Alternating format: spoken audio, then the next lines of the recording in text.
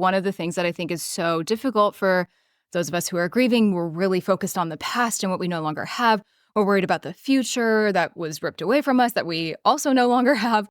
So it's like, okay, let's just take it down a notch, because the overwhelm, the confusion, the I want to feel better now, I want answers now. It's like, unfortunately, we're not going to have the answers. We might, it takes a little bit of presence and time and grief work, so to speak, to get there. This is the Buried in Work podcast, where we share tips and interview experts to help you simplify estate planning and end-of-life tasks. I'm your host, Adam Zuckerman, and today we are joined by Tara Accardo, a grief and transformational life coach who founded Losses Become Gains, which is a fantastic name. After navigating her own devastating losses, Tara had dedicated her work to helping others transform grief into a powerful force for both growth and for healing. Tara, we're excited to have you on the show today to dive into how we can turn our losses into gains. Welcome. Love it. Thank you so much for having me. I'm so excited to have this conversation. Yeah, so you've been pretty open about your personal journey of loss. Let's hop in. Can you share some of the experience that inspired you to create Losses Become Gains?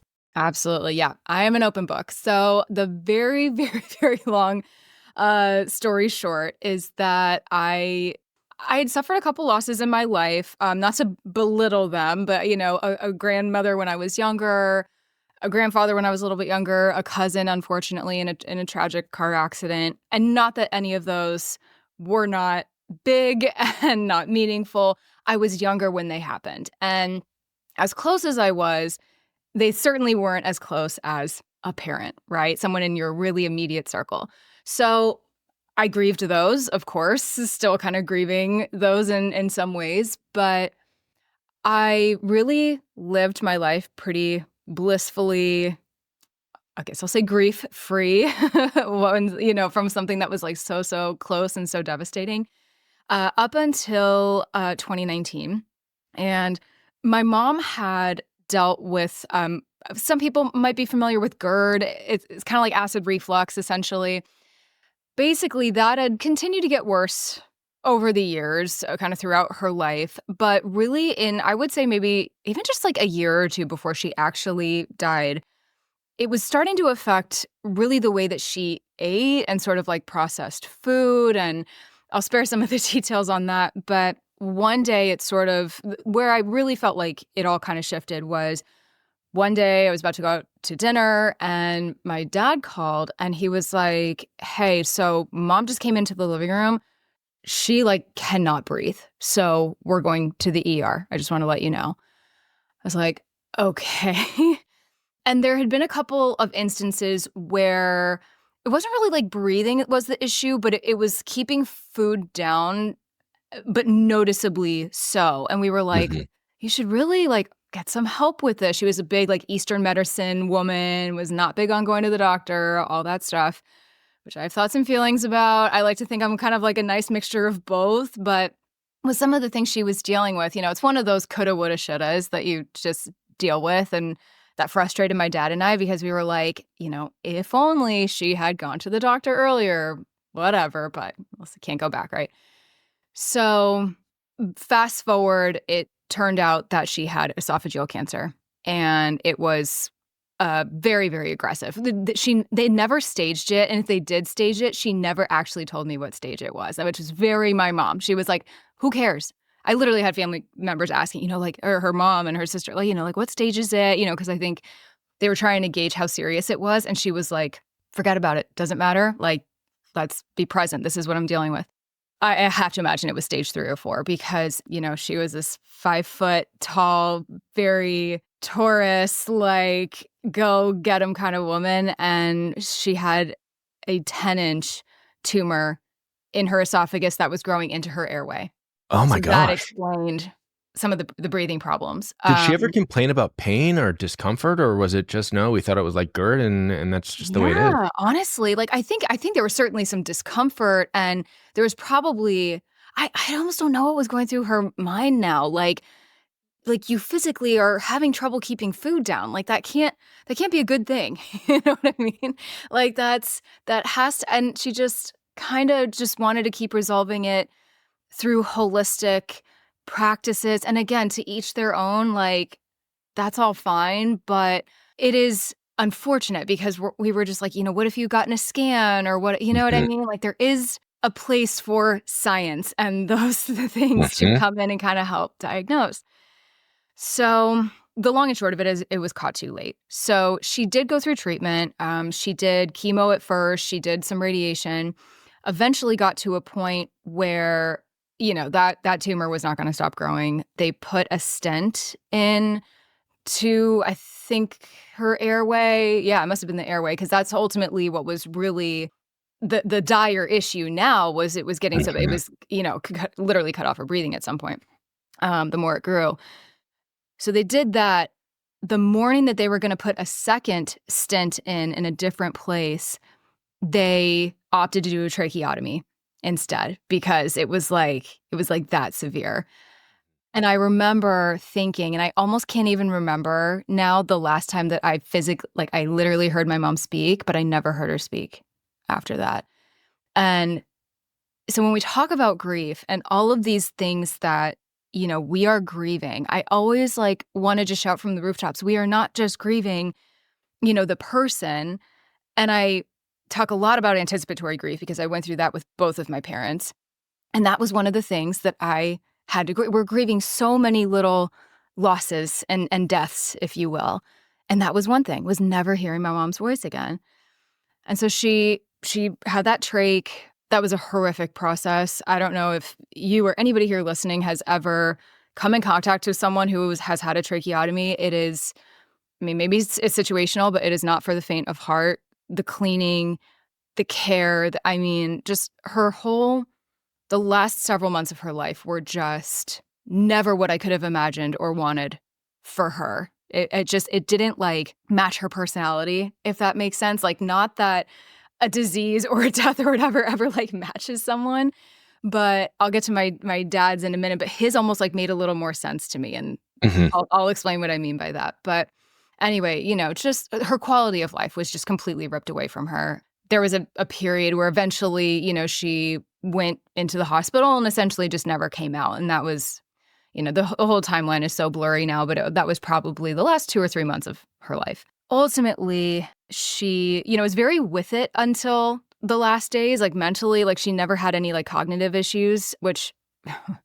almost in some ways was probably worse because she's, very aware of what was going on, but ultimately culminated in her death on December 9th of 2019. So it was roughly 7 to 8 months from diagnosis to passing. Did you ever have the conversation with her as things were getting closer to the end where it was becoming apparent of what might happen or was likely to happen about, hey, how do you feel about this? Where are you? What's your mental state? And having that final, it's okay conversation, or is that something that you guys never came to? Not really. And it's not because that like wasn't my family, and it's not that we didn't talk about uncomfortable things, but I do think my mom was really grappling with her death. Like, I think she saw it coming. I think she knew it was coming. It wasn't like, I just don't think she wanted to talk about it. And that's why I Mhm. really respect the work that you do because it is hard. It is so uncomfortable to talk about. We, as the ones who are okay, I'm using that term loosely, right? We're not the ones with the disease or illness or whatever. It's really easy for us to want to have those conversations and get those answers.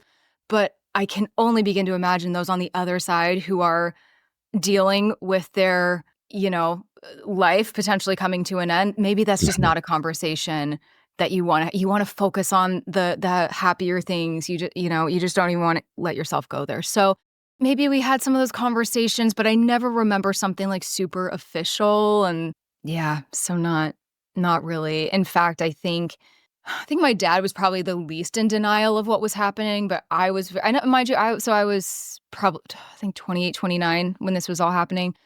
I was probably, in addition to my mom, in the most denial, or I think she Yeah. she maybe knew, but was just like, I just can't wrap my head around this. This can't be the way that I go. Like, that it just isn't right. And yeah, so I mean, even up until, like I said, she died December 9th, and literally around Thanksgiving, we thought they might release her, at least for a few days, to, like, come home and have a a Thanksgiving dinner. Not that she could eat it, but like just Be to be there. with family. But here she was, dead a couple weeks later. So we were painfully hopeful. I think not of a recovery, but just that we would have more time. But that I for sure can confidently say my mindset throughout the whole thing was like, my mom is not dying this early. She was 62, 63.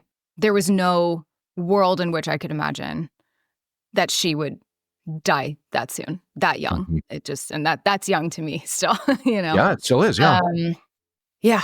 So there's that. And then I'll make this next part a little bit faster. My dad, throughout this whole time, had prostate cancer. He was actually diagnosed probably like 5 or 6 years prior to that. His father had prostate cancer and died from that. So when I was earlier saying like it was a little less surprising or it was a little more, dare I say, on brand, I guess that's why I wasn't as surprised that, spoiler alert, my dad died from complications of his Mhm. prostate cancer, because I don't know if it was hereditary or what, but he actually had 2 genetic mutations as well that we found out after some genetic stuff that he did through studies, that it doesn't like guarantee that you're going to get cancer, but it can Mhm. increase your chances. So it's interesting. I'm just like, oh, I wonder if my grandfather had that. What Interestingly enough, I qualified to do that test as well. And I found out I have one of the 2 genetic mutations as well. So unfortunately, it's not a test you can necessarily readily get. I was able to do it because my dad did, but it's good for me to know. And now having a daughter myself, that again, it's not a death sentence. It's just to hammer home the importance of having checkups and getting on things early. the good news there is my dad actually had prostate cancer as well, Oh, in addition to leukemia, in addition to skin cancer. It was like oh, a whole roundabout thing over 6 or 7 years. yeah. But today, many people say that you don't die from prostate cancer, you die with it, which is Mm, a neat shift based on advancements in medicine. So just keep yes. getting your checks, and hopefully it's never something that you have to deal Yeah. with. Yeah, So exactly. your mother passed away, very difficult. Sounds like you were very close. Your father passed away again. Sounds like you were close. 6 months later. Yeah. That's a lot to handle in under a year. Yeah. How did you make that transition? How did you start to see those gains from your losses and what Yeah, you learned it's a from it? good question. I mean, so and funny enough, well, it was not funny at the time, I can laugh now. Uh, My boyfriend at the time, who is now my husband, we actually broke up. This was maybe a couple months before my dad died. So in the midst of everything else, as if I didn't have enough going on, went through a breakup. I think just the deaths, everything going on was just too much for our relationship to handle at the time. Won't go down that rabbit hole, yeah. but eventually, yeah. So my dad's condition worsened. He eventually died in July of 2020. So, COVID is going on to almost kind of the height of COVID around that time. So I had a lot of time to myself, and I don't have any siblings. So it's not that I didn't see friends or I didn't have people I could lean on, but frankly, I spent a lot of time alone and I had a lot of time to reflect.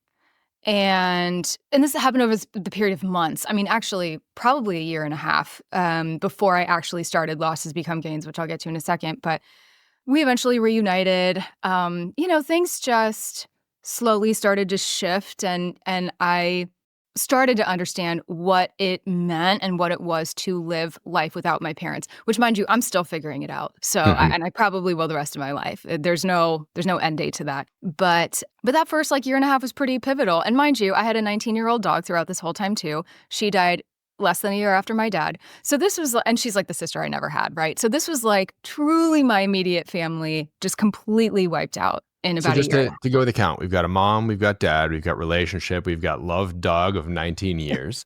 You had a pretty rough go at it. It was not a good couple of years for me. Again, I can laugh about it now. It's kind of Did you because it's lose your job at the same point in time? Is that like amazingly the no. I okay? was worried about that. I was because I was like, not because it's just Murphy's Law, but I was like, how can I continue to do a good job with everything that has happened? Somehow I managed Yeah. it. I think I just blacked a lot of things out and I escaped to work a little bit, which a lot of Mhm. people do, in a healthy way. But again, I had very supportive coworkers and company, and it was great at the time. So it was probably about 6 months after the death of my dog that and this might be a little woo-woo for some of the people listening here, but bear with me. I was a big thing that I have leaned on, and I've only done it maybe a few times since my parents died, but I occasionally speak with a medium. that I connect with my parents through her. And I really trust her. I mean, I'm not encouraging anyone that they need to go do this, but personally, it's been very healing for me. The messages are very specific. I believe in it. Anyway, I was in a conversation with her and we were kind of just talking about, kind of the reading had finished and it was just talking about everything. But this was maybe February of 2022. And I just felt kind of like a rumbling of sorts. And I was like, I feel like I am just meant to do more with everything that I have been through.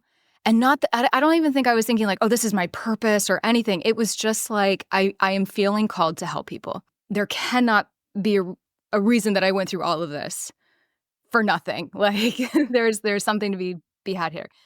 And in this conversation, this term of like they're finding gains from your losses, and gains really being kind of however you define it. I almost don't like to overly define it, but it can be whatever you want. I mean, it's sure what your losses and everything that you've gone through can teach you, but there doesn't always have to be a lesson. I like to clarify that. Like, it's not that you have to there's always a lesson, there's always a why behind something, but it's just, for me, the deaths of my family have very much opened my eyes, and I have gained a lot. Perspective, wisdom, some maturity that I didn't probably have before. All of these things from going through these losses. So that's kind of where the name came from. And so I just spent that year writing. I love writing. It's very cathartic for me.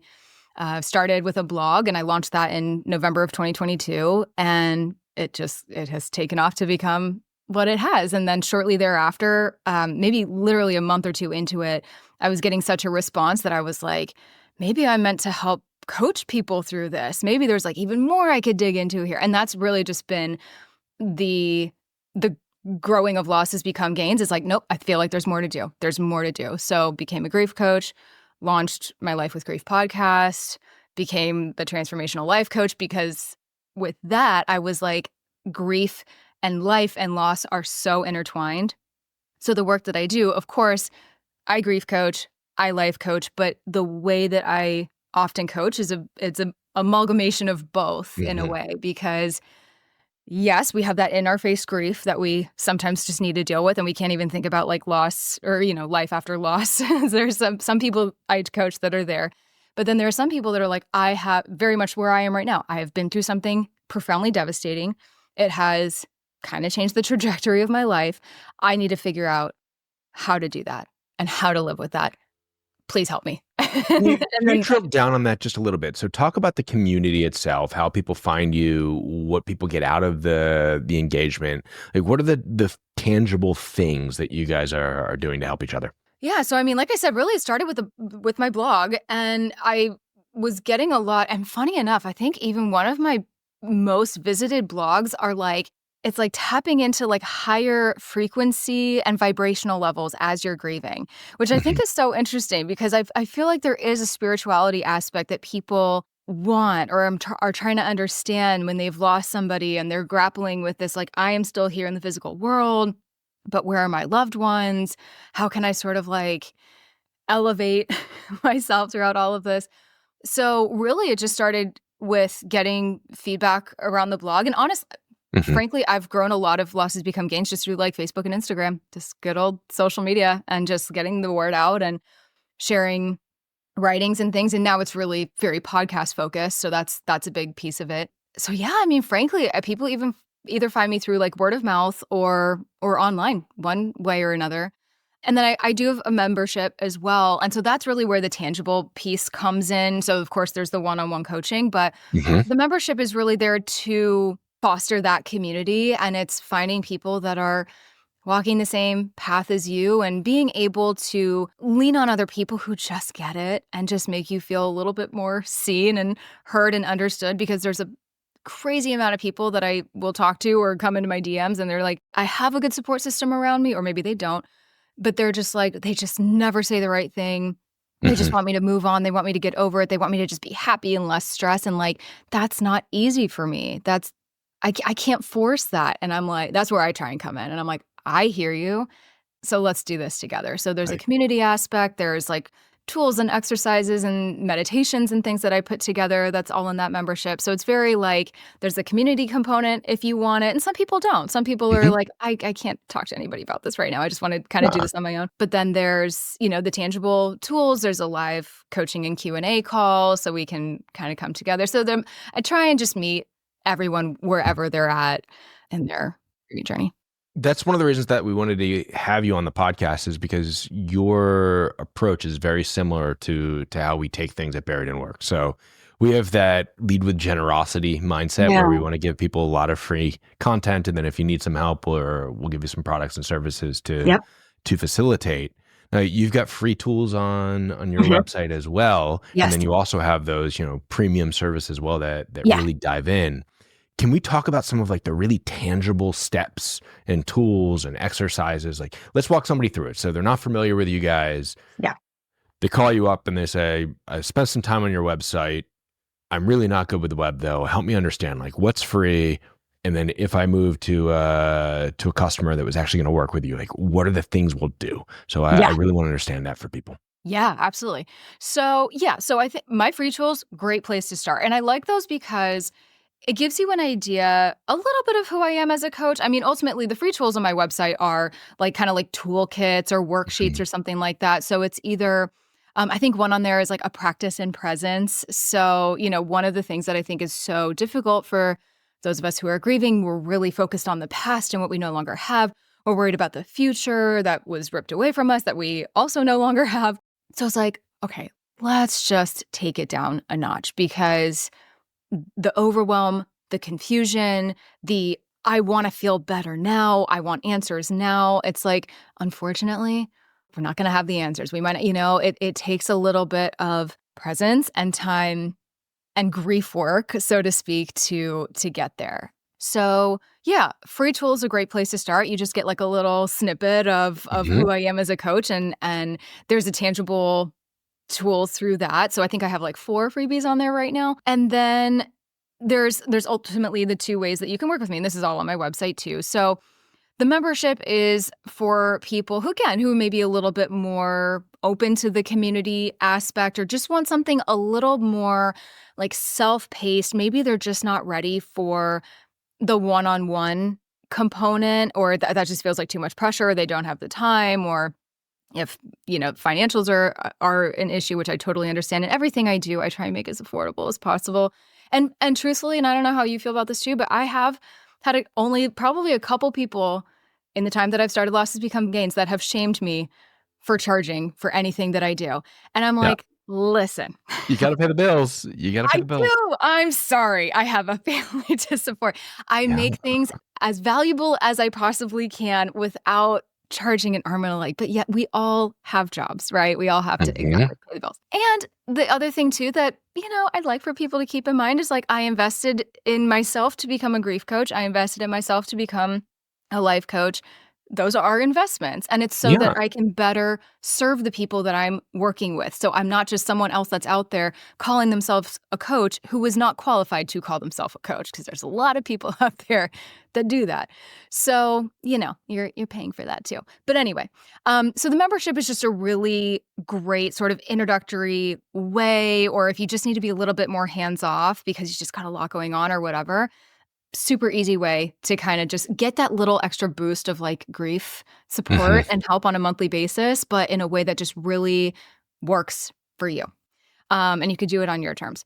The one-on-one coaching, I love one-on-one coaching. And I get people, and this is like the membership is the closest thing I'm kind of doing right now to group coaching. I've gotten questions about that. That's really where that lies. But the one-on-one, I love doing one-on-one coaching because that space is so important to hold for people and it's so sacred. And when they are sharing their heart and expressing their feelings with me, because every story of grief and loss, every experience is so different. And that's where I will also do chemistry calls with people. That I offer a free 30-minute, what I Mhm. like to call chemistry call, just to see if we're a good fit. I just, listen to you. And I'm just like, how can I help you? And if it feels like a good fit, that's where, one-on-one coaching might, and I kind of make a recommendation. I'm like, I think you're okay with the membership. Maybe just start there. But if the one-on-one coaching feels more aligned, I offer like, at least as of right now, a Yeah. 1 month, a 3 month, a 6 month. We can do longer if you want. Typically people start there. Let's Because a lot let's of dive people into that. don't. Let's dive into that. Yeah. So the grief journey itself, it's more than just coping. It's about transformation. So someone signs up for one of your services. Mhm. How can they begin to transform their lives one step at a time while still honoring their grief? Look, let's go through this process. So for someone that's interested in doing a 1 month or a 3 month, where do they start? What are some of the actions that they take, like tangible actions they can take Mhm. today to start moving forward? Yeah, great question. It's gonna sound like a little bit of a cop out. It depends on the person, but let me just say, I'll just use an example of like just a typical kind of grief coaching client. Usually the initial call is I'll be honest, each call is a little bit different because Mhm. you might show up to a call being in such anguish and needing something so different than you might the next week. And I say that because I've seen that happen. And I can have a plan. And that's the whole thing with my one-on-one coaching is I go into it. I don't go into it blind. I go into it with a plan. And I also give my clients, we always laugh. It's like homework, but it's like, it's fun homework. It's good homework. Um, Like what's exercises. a typical assignment or exercise? Yeah, like, what can they expect? It Yeah. depends. Sometimes it's prompts. So, if I Mhm. feel like coming out of a session that there's more that I want them to kind of, like, reflect on or dig into, or maybe like, let's say some questions came up during a session, they were like, "I don't know. Yeah, I don't know. I don't know." I'm like, "Okay, well, Think let's see about it. what you can know there." So I might give prompts or something like that to kind of elicit those responses and get them to think and get them to kind of answer. Because my job is not to come with all the answers. The answer lies within the person that I'm speaking with. I want them to get them there by themselves, right? Mhm. That's not my job, is not to tell them what to do. And that's part of the whole growth and transformation is getting to the root of who am I? What do I want? What does my life even look like now after whatever loss you've been through? And it might be a divorce. It might not even be like a traditional death, right? It could be something totally secondary or, not a traditional loss in that regard. So that could vary. Typically, I would say it's prompts. Sometimes I will create a specific meditation, or there's occasionally I might outsource a resource or something like that. But typically, I find that it's a prompt or an exercise that I put together specifically for them that is tailored to either what our conversation just was Mhm. or what we determine that we might want to dig into next time. But I will say at the beginning of every session, again, this varies, but what I will often do is, ask them, what are like the three, we kind of do like a little bit of like a breathing breath work, dropping in sort of thing, just to like calm everything down and all of that. And I'll often ask, what are two or three big emotions or words or things that are coming up for you today? And there could be a lot of variety. It can be I'm actually feeling at peace, but I'm also really angry, and maybe one other thing. So it could be all these things can coexist at once. Mhm. So there's that, and then also because it's their session, it's their time that they're paying for. I always want to make sure I'm delivering exactly what they need that day. So I will ask, what is your intention for today? Is there anything specifically that you want to talk about? Is there anything on your heart or on your mind? How do you want to feel coming out of today's session? And depending on what they do, that is what I am trained to do as a coach. I will pivot. So I am not the type of coach that sticks to any kind of plan. I work very intuitively and ask questions or go lead the conversation in a certain way that is based exactly on what they need in that moment, because my goal is It, to make them feel better than they were coming in. it certainly seems like grief, just like individuals, is unique. I mean, I've said Oh, on yeah. other podcasts, you're unique just like everybody else. I think that your grief can present similar to other people, but also uniquely if Absolutely. that's the situation. Now, final question, what advice would you give to listeners who feel like they've lost themselves in their grief and are struggling to find hope? The $1,000,000 question, right? Yeah. Where do I even start? First and foremost, I always just wanna get this out there, you are so not alone. In the beginning of my journey, had never felt more isolated, alone, like I was the only one that had ever lost two parents within 6 months of each other, right? And there are people that have lost parents within 6 months of each other and even closer together than that. In fact, I have a member in my membership who lost both of her parents within, I think, a week and a half or two of each other. I mean, you can't make this stuff up, right? So you're not alone. Don't rush the process of grieving despite what anyone else, friend, family member, colleague, random troll on the internet tries to imply. You're not dwelling, you're grieving. Sure, eventually there might come a point where, caught up to the point where it is truly affecting their quality of life. So as you were mentioning earlier, it's just a step at a time. So I always say it's baby steps every single day. Just do the next best right thing. And I think the most healing thing I ever did for myself was just getting curious about myself again. Who am I? Who was I without my parents? I still don't really know. So just releasing any pressure to have it all figured out, to find the hope, to find the joy, to find the happiness, it's gonna seep itself back into your life. It will. And it's not to replace who or what they've lost. It sounds so cliche, but those things can coexist, right? And just little practices every day. I'm big on journaling and I'm big on breath work. And so it's not just a gratitude journal. It's not, I'm not saying just like, oh, just find things to be grateful for. But I feel so strongly about journaling, and it helped me so much in my process that I actually created my own that is available on Amazon. It's my Losses Become Gains daily journal.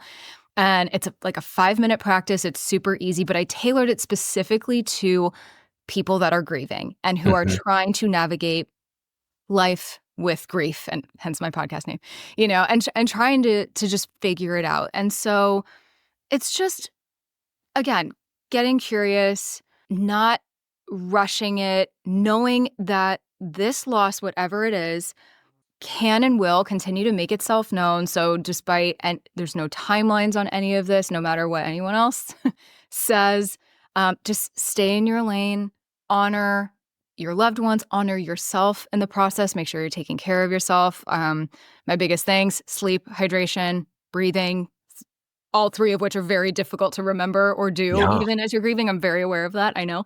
But just if you can focus on nothing else, just focus on that. And it really is just a day at a time process. But I think the last thing I'll say is that's like one of the most probably frustrating parts about grief, and like the most like mind-boggling to me that I've realized as time has gone on, is like it affects all of us, and it will affect all of us in some capacity, yet it is one of the most taboo topics. It is still so uncomfortable. It is, it's still so not acknowledged, and it's baffling to me that we can't have more open conversations. So that's why I'm so grateful to be here today to be able to talk about it, because I do just want people to feel that, that we're just giving them the biggest virtual hugs and that they are supported and they're not alone in this journey. And I will never say time heals all wounds, but time is a part of it. But it's time and the right tools and resources and support that is perfect for each griever. Absolutely. I think that one of the most impactful quotes that I was told by a friend after the passing of my dad was, "It won't get easier. It won't get better, but it will get easier." Yes. So with that, Tara, thank you so much for joining us today. For listeners that want to connect, go to her Life with Grief membership community. You can find it at lossesbecomegains.com. Tara also has a phenomenal Instagram following. 13,000 plus people are following her. Losses Become Gains is the handle. Tara, I appreciate the time today. Thank you so much. It was such a pleasure. Thanks for listening to another episode of the Buried in Work podcast. Remember, you can save 10% on our estate preparation package and games with code podcast10 at buriedinwork.com.